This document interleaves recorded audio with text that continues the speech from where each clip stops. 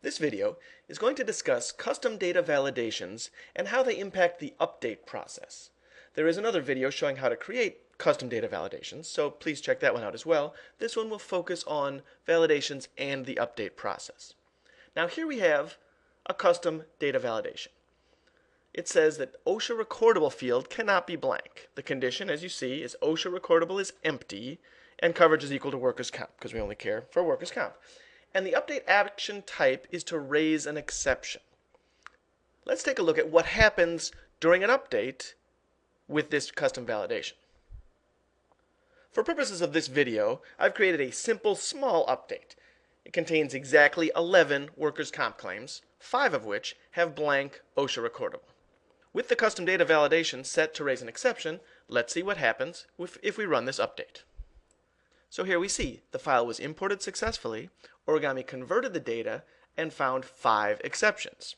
That makes sense. We have 5 blank OSHA recordable fields. So click here to resolve. This screen shows you all the exceptions in the update. These records failed the custom validation rule, OSHA recordable cannot be blank. So I have a couple of options here. I could remove the records from the update, that's a little goofy, or I can set it to some value. So let's say I want to set it to no. Click Resolve Exceptions. Then I click Verify Conversion, and the conversion will continue along its merry way. And here you see the update completed. Anytime an update completes, if you want to see the exceptions that happened during that update process, you can run the update exception report. You click the More button, and I'll pick the Exception Details report. And here you see the 5 claims that had the exception type of OSHA recordable cannot be blank. The resolution was to set it to false. The report specifies who did the resolution, and you can even click straight through from the link directly to the updated claim. Here you see the claim. If I click the full details link, you will see OSHA recordable is set to no. Now let's go back to this custom data validation and change it from an exception to a warning. I click Edit Data Validation, switch the update action type, and save. Now let's run this update again. We've started the update. This time we see the update went all the way through because the update action type for the custom validation was just a warning. We do see 5 records have warnings, and if we want to see those warnings, we can again run the exception detail report. Here we see the exception type listed, but the resolution is unresolved because they were just warnings and nothing was actually changed. Again, I can click straight through, and this time we'll see, when I click full details, that OSHA recordable is blank.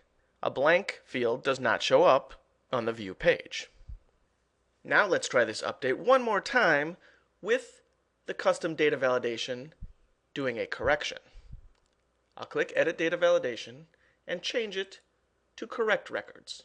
This video will not show the Remove Records case, which is a bit of an oddball, and not particularly useful in this case. I click Correct Records, save it, and now I add a corrective action. In this case, I'd like to treat a blank OSHA recordable as a no. You do have to understand some SQL here to know that the no field really is a 0. So data corrections are not for the faint of heart. When I click Save Changes, Origami even shows you the sample SQL that will be applied. Now let's run this update one final time. Again, we've started the update process.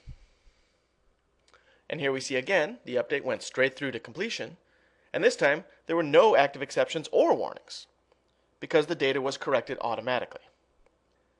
Now if you want to see what corrections happened, you can still run the exception detail report.